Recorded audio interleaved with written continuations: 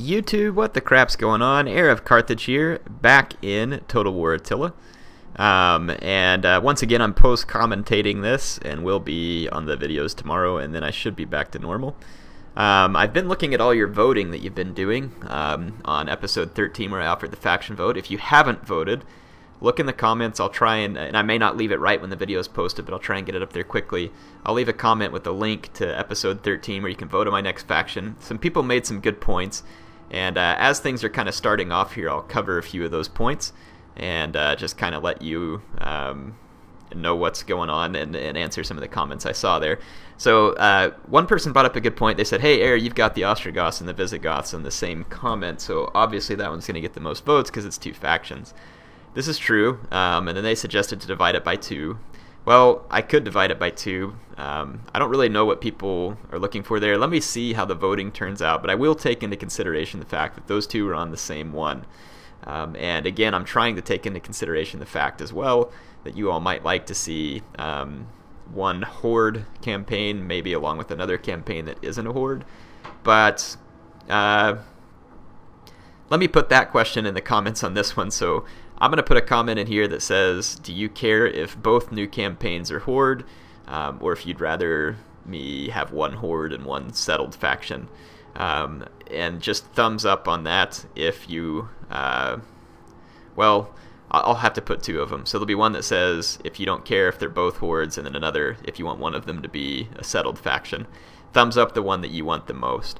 And that way I can get an understanding of, okay, let's say that Ostrogoths and the Huns win, because I think right now those two are up. Even if you divide the 1 by 2, those two are ahead.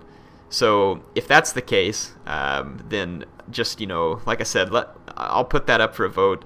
And if the majority of people don't care if it's 2 nomads, then we may just go with highest votes. If they don't, then what I may do is take the highest voted horde capable faction, and then also the highest voted barbarian kingdom, or whatever else that we ended up with, whether it's barbarian kingdom or Vikings or whatever, because all of them start out settled. So that's kind of how I'll handle it. Again, look in the comments and I should be able to clear that up for you. And the reason the screen was sitting still there is because I was actually, without the mic turned on, originally talking to you about this same thing, so that's why I was covering it there. So again, the original vote is back on episode 13. I'll link to it. Look down in the comments, put a thumbs up on the voting criteria per se that I just mentioned, whether you care if they're both horde factions at once, or if you would rather it be one horde and one settled. Thumbs up the comment that you want. Don't worry about thumbs down or anything. Thumbs up the one that you want. So that's the way we'll handle it. And that should basically help me know what to do next. That campaign will be starting this week. Those 2 campaigns, I should say. So I'm not going to do a whole lot more Sassanid. And you know, like I said, at some point this week when I feel like I've kind of wrapped up the Sassanid campaign to where I want for the time being, then I will move to those. And some of you about, Air, you didn't really finish this one. Well, I did. I've met all the victory requirements for a minor victory. I just am waiting on time basically this turn, and rather than me sit here and flip through, I think it's like a little under 80 turns at this point to get to that minor victory, I'm just going to go ahead and move to the next one. And like I said, I'm going to be starting a live stream again. I don't know the schedule just yet. I will let you know it. Like I said, I have a new computer desk coming next week. It's going to allow me to set up my 2 monitors, and so I'll be a lot more capable in a live stream. And I was thinking that what might be fun in the live stream, I don't want to use a face cam whenever I'm just doing regular videos, but maybe for the live stream I could turn it on so you all could see me looking at your comments, and maybe it'll be a little bit more personal interaction on a live stream.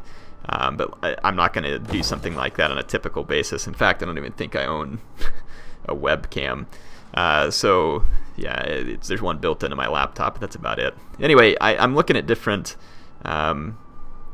buildings here and just running through my upgrades through kind of the main core of my empire.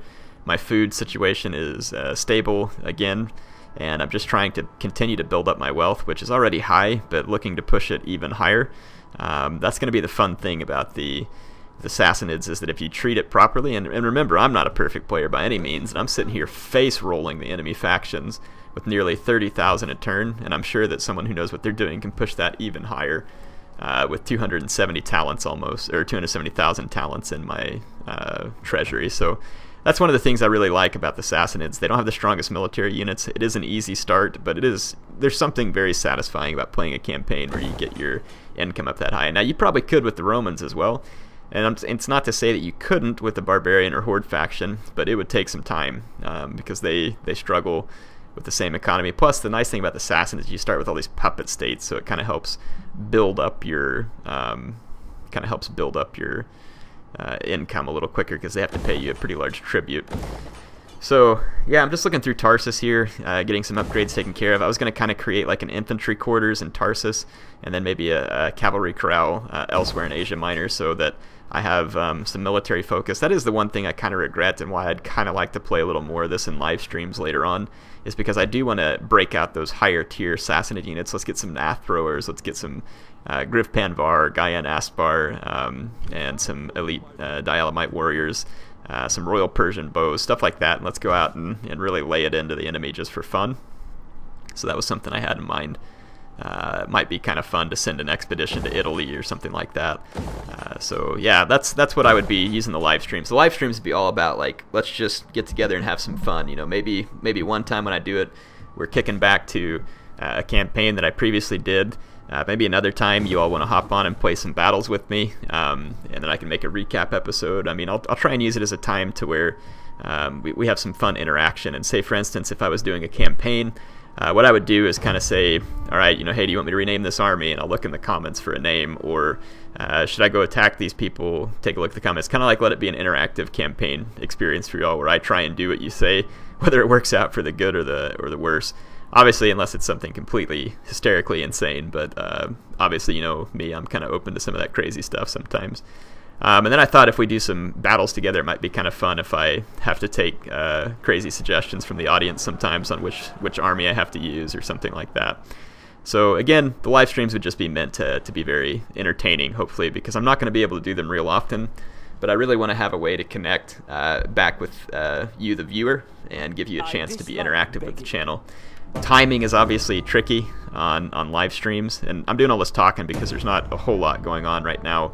I'm just kind of going through and ending some turns and fixing up some buildings and kind of just continuing my push on the Romans. So in any case, yeah, the live stream, I'd want it to be an opportunity for you to feel connected to the channel. And I'm going to be thinking of as many other ideas as I can to get you all more connected to the channel. I'm working on a few ideas. I do work a full-time job outside of YouTube. Don't get me wrong, there's days when I definitely wish that I could sit down and crank out as much campaign and videos as you all can handle. It'd be a lot of fun, it really would. And I definitely enjoy making the videos. I like watching other people's videos. I like the game and just having fun with it, and I like seeing you all enjoy the videos. So it's a great time for me. It's just that, you know, I'm a grown-up, got to put a roof over my head, food in my family's mouth, provide healthcare and all that other kind of stuff. So I got to be a provider, and it's not that you can't make money off YouTube, but I have a very nice, stable career, and that's not something that you want to toy with in today's world. I'm grateful for it. It's a lot of fun, and it's created a lot of opportunity for me. So I'm just grateful I get to do as many YouTube videos as I do, and like I said, obviously I'll always be trying to bring you as many as I can, because I definitely enjoy it. So yeah, anyway, I'm gonna try and I got a trade agreement started with these guys, and he's like, you know what, hey, I wonder, can I buy them off as a puppet state? You know, like, I got so much money, it's like, let's see if we can start buying people's loyalty. So I go in here to payments just out of curiosity. I crank up a bunch of money just to see if it's even possible. And then I realize that I'm demanding payment from them. I'm like, oh, whoops. Yeah, they're never going to accept this agreement. You pay me and become my puppet state. That's quite the privilege. So yeah, I just crank it up a little bit, and I'm like, yeah, let's just see if they can be bought. And sure enough, they can. Kind of surprised at how easy they capitulated here. But I guess I have so much power that, like, if you look over there, it says, my trustworthiness is steadfast and my imperium is intimidating.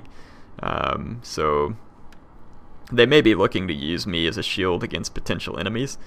So that's one potential explanation. So now I just kind of slowly work my way up with the money to see, like, what the point is at which I can buy them for the cheapest amount of coin, which is very polite of me, right? It shows a whole lot of respect for my soon-to-be puppet state when I'm sitting here finding out, all right, what's the minimum agreement we can come to where you will work for Patchy, no holds barred, all sacrifices on the table, and he's gonna basically placate you for the least amount of money. And they wouldn't do it for 30, so I have to go in here and re-offer.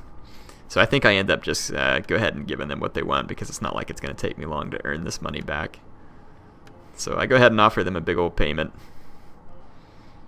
So I think, yeah, we throw 40 grand out here, which with the amount of money I have right now is not much. So they're now my puppet state. Taking advantage of your military might in exchange for a percentage of their income, and in the case of puppet states, unlimited military access. However, puppet states may find themselves dragged into a conflict not of their own design. Unlike a regular ally, they cannot decline a request to assist when war is declared on their overlord, without automatically declaring war on their overlord themselves. Yep, so I let that play so that you all understand puppet states a little more, because some of you have asked me questions about it. The best part is they have to pay you a pretty large tribute, and that's what he mentioned there, and so it tends to make me happy. I can't do that construction site just yet, so I need to tear this down, and I just continue to upgrade the sites in this province because I'm trying to stabilize it and just keep it rolling. These other provinces are struggling a little bit from order, but I should be able to make it happen. And with my food supply being a little more stable, I'm willing to take a little more risk with some of the upgrades that we throw out there. Hey, how about that misclick there? But yeah, need to go ahead and take care of these sites anyway. And this is where I have a stable. I can't remember if, yeah, I go ahead and convert it to the camel herd, because I don't think the wheat farm is going to give me a good return because it's not very fertile land.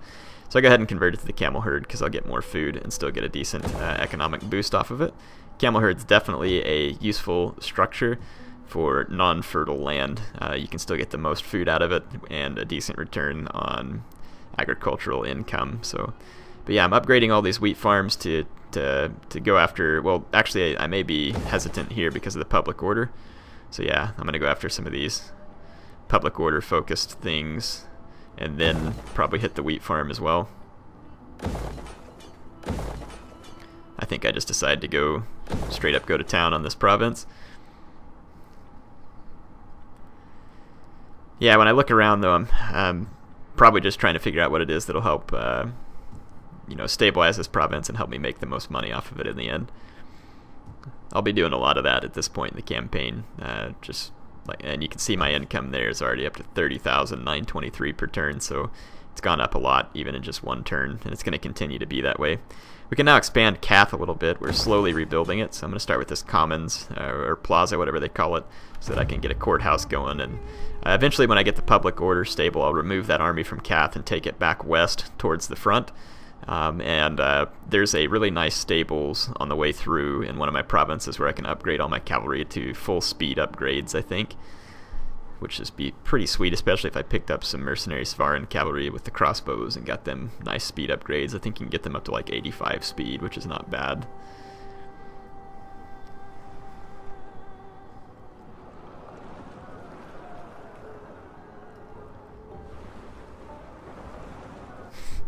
It's like my client state's giving the East Romans some, or puppet state's giving the East Romans some grief. They took a settlement from them at Myra, however it's pronounced. That's pretty sweet.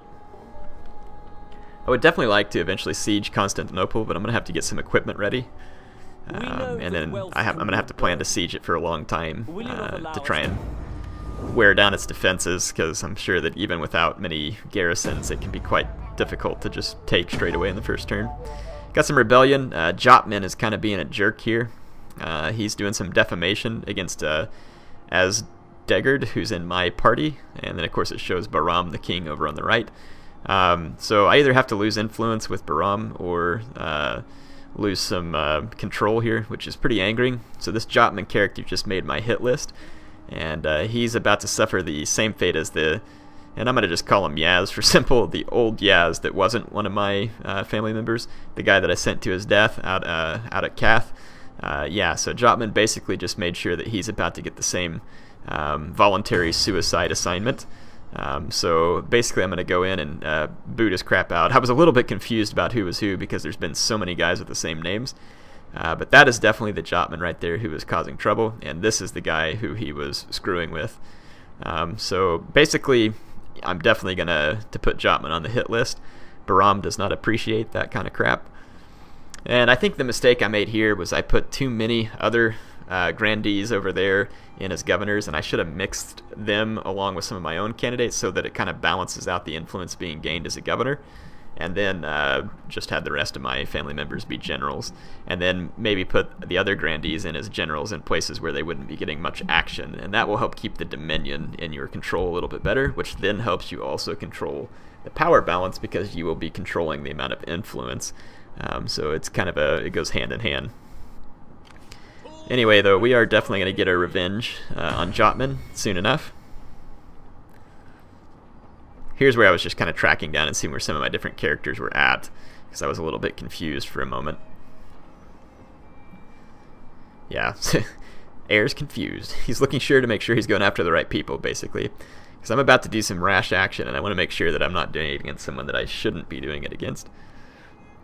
So, yep, we are going to boot his crap out. I'm just making sure that he's the only Jotman here. So he's been booted as a governor, and I'll be getting him ready for a suicide assignment within the next couple of turns.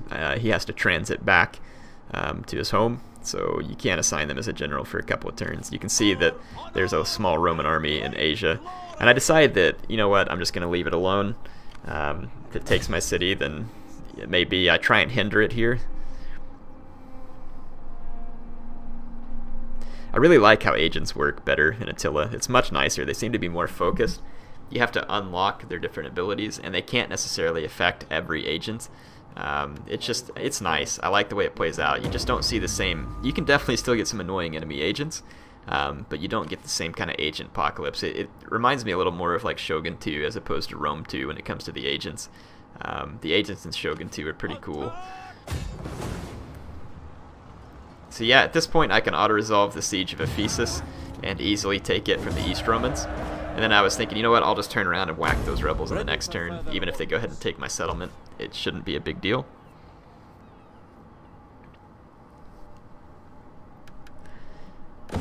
So I have to repair before I can convert. So I'm going to go ahead and repair that and then just dust off all these other buildings that are here. And then I can just turn them into what I want. So again, definitely the food supply is going to be more stable, and as I continue to build out in Egypt where it's quite fertile, that's going to be definitely paying dividends for me as we get some level 4 wheat fields going there, basically. Like right there, that's going to give me a huge boost of food. The only thing that's concerning me right now is the public order is already struggling in this province.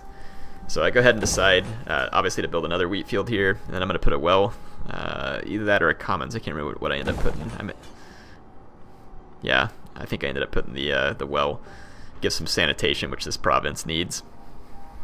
And then I go ahead and build the wheat deal. I'm just a little bit worried about the amount of public order penalties that it's going to be leaving.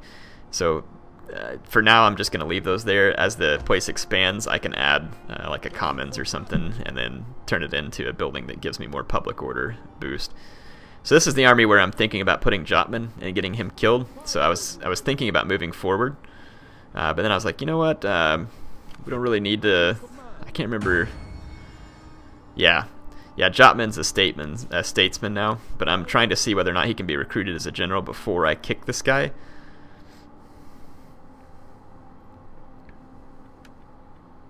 So what I decided to do is act like I'm going to raise up a force somewhere.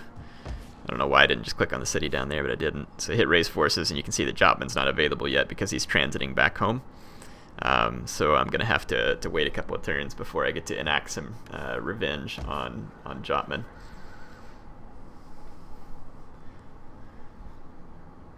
Other than that, it looks like I'm kind of checking out my province scroll here. Someone mentioned something about what those little black heads mean on the province scroll. Can you remind me what that is? I can't remember. I guess I could mouse over a tooltip when I'm in game, but I'll probably forget. So if you see this and you know the answer to that, I'd appreciate it if you leave it in the comments. Something that I feel like I probably should have learned already, but you know, I guess it's never too late.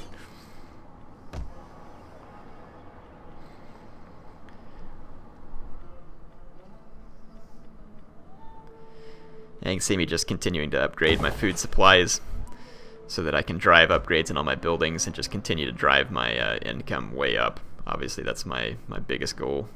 Get income through the roof. I'm already up to 30,770. And that should continue to climb quite nicely. Yeah, right here I'm looking at public order factors too, and there's some religious impact on it. But the buildings are the biggest impact. I did recruit those 2 priests who are going to be spreading some Zoroastrianism.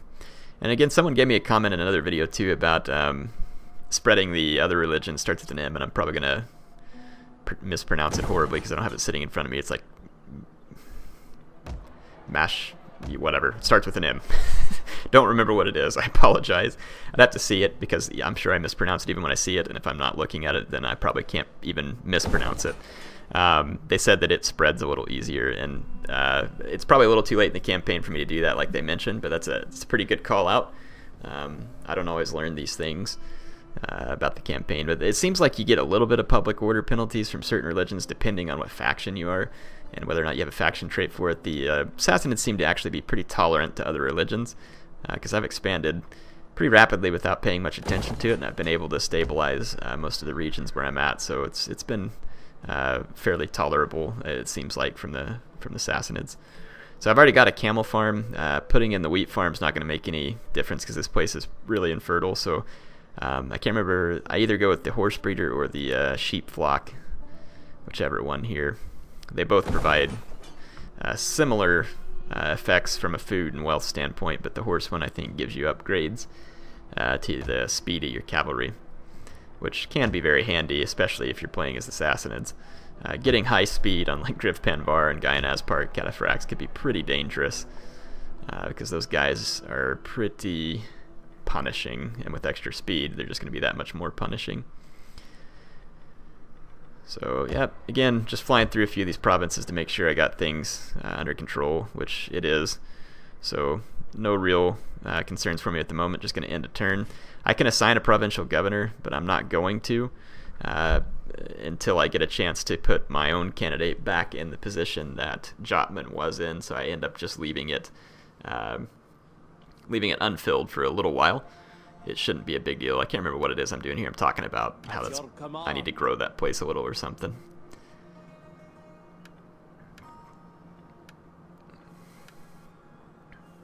So yeah, at this point I don't want to assign a governor, so I go ahead and go through with the turn end. I'm excited about doing more campaigns with y'all. I've been messing around, so the only struggle I have is the horde campaigns seem like they kind of start slow and are extremely risky in the start. When I say start slow, if you try and turtle up in like a little encampment, you can't do much. It takes many turns to really get much done. So it almost seems like your best bet is just to start raiding the crap out of other people and getting a stash of cash and kind of moving to an area where you can take a settlement or two and then kind of settle in, take care of your public order, get things built up from there. I don't know if any of you have ever played a horde campaign where you got to high level buildings and were still a horde. I'd be curious just if you want to tell me how that went. And then you see the Magyars there sending another force towards my lands. So if you would care to make a contribution. Egypt is asking me for money. So basically I decide, hey, maybe these goons will end up being my puppet state as well. So I decided to offer some money, and for a mere 20,000 talents, they already have a high chance of joining me. So I was like, yeah, let's try 15.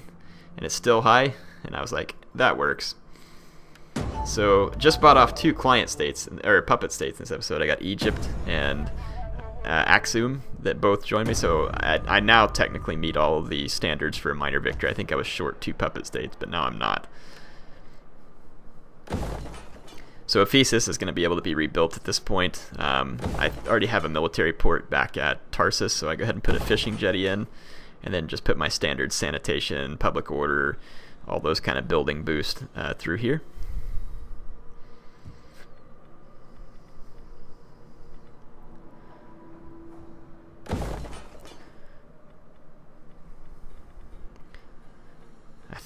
I think I end up deciding to go ahead and dismantle that building because I don't really need it.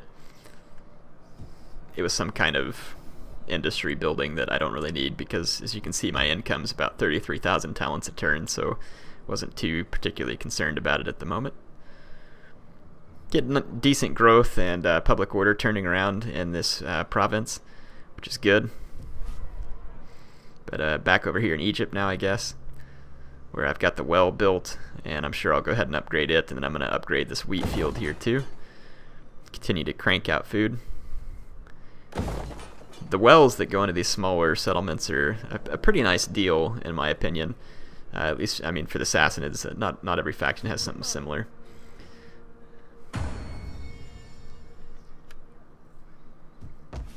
So this is where I decide to see whether old Jotman can be put into my army now, and he can.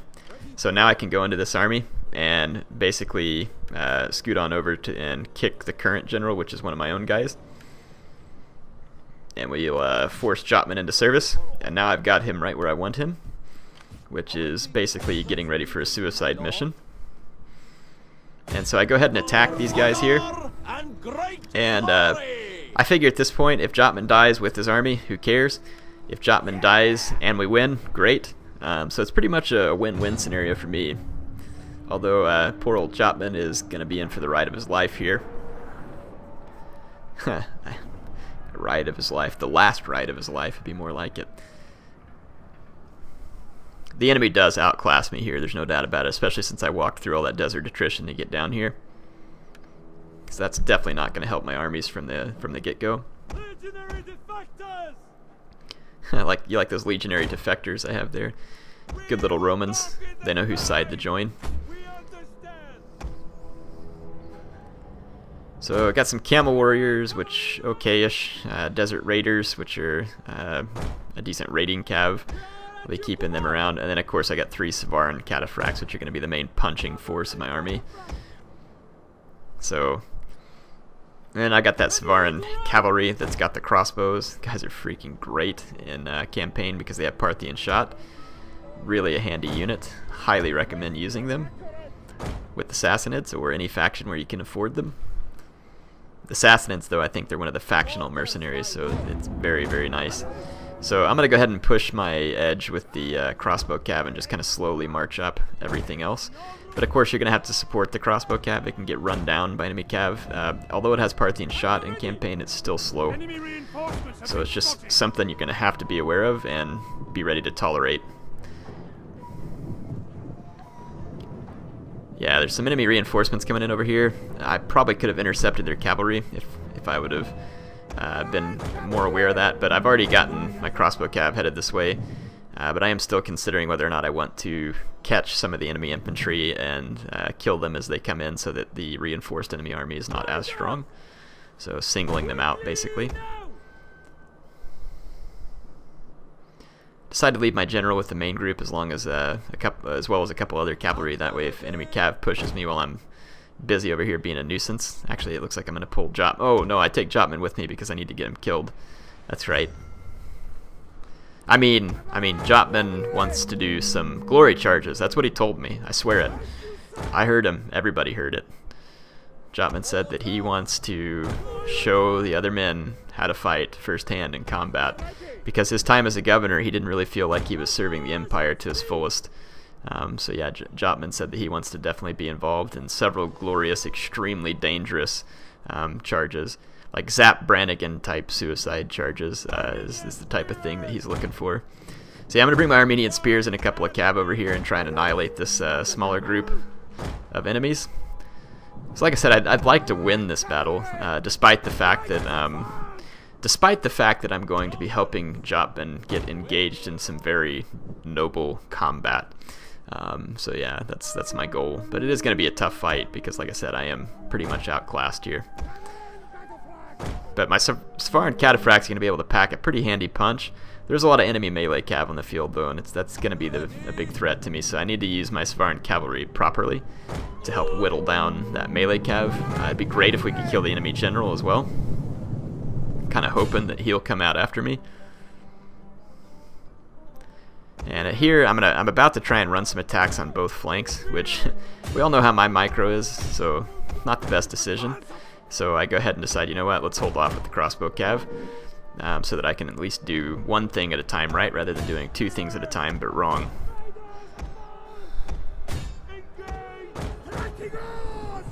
So go ahead and engage with my Armenian spears just to pin down the cheap units here. They're not very good units, and then this is just going to allow me to bring my cavalry in from behind and basically crush the enemy.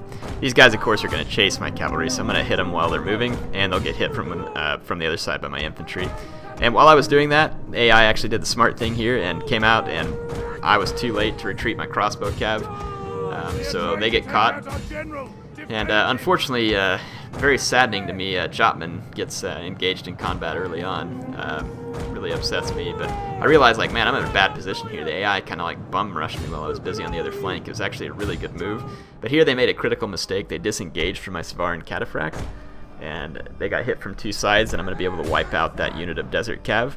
And I've still managed to kill the reinforcements. My Savaran Cav's still alive, and I can continue to retreat up this hill and cycle down.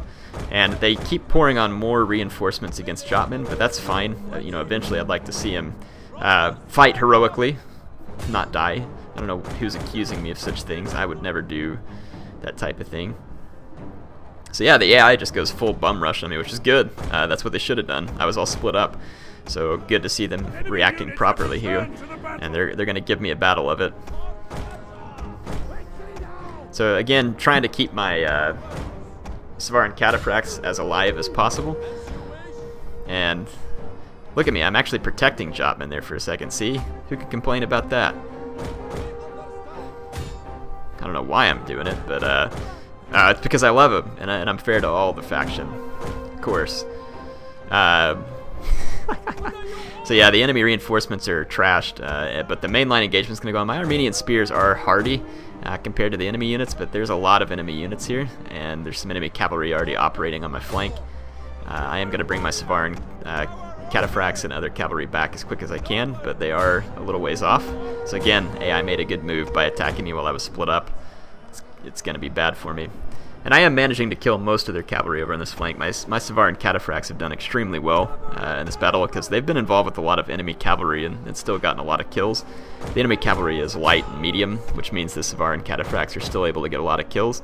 It's too bad I didn't have the Griff Panvar cataphracts here because they would have really been decimating because they're the heavy ones. And I think that the next level up are both super heavy, which maybe not great from a speed standpoint, but very handy from a cavalry crushing standpoint. So yeah, I'm going to run another quick charge back into the enemy cav, and we are doing a lot of damage to them. And my infantry's putting up a pretty good fight, but my Roman deserters get out there and end up getting surrounded, getting their crack handed to them, because I didn't pay much attention to them. And I need to try and get rid of some of the enemy skirmishers, but my cavalry is exhausted at this point. It's going to be very hard for me to catch them. So yeah, you can see my Savarans there killing a lot of enemy cav, and I decide, hey, what am I doing supporting Jotman here? So I think here in a minute I pull out all of the support and just try and escape. But we are making strides against the enemy infantry in the center.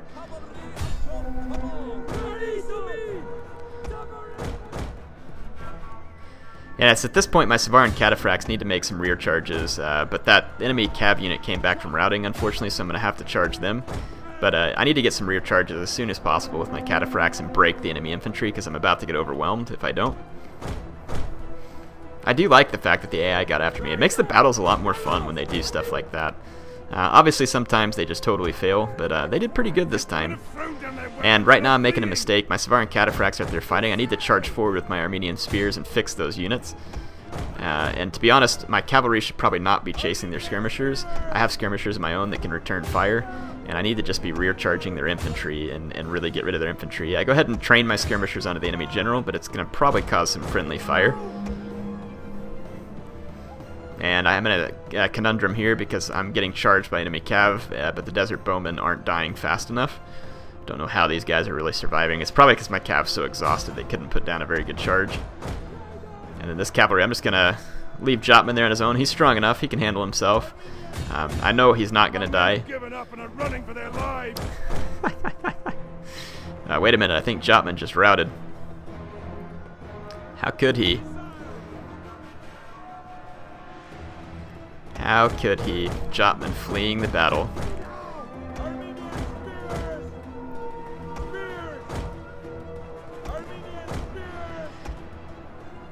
enemy refuses to admit defeat.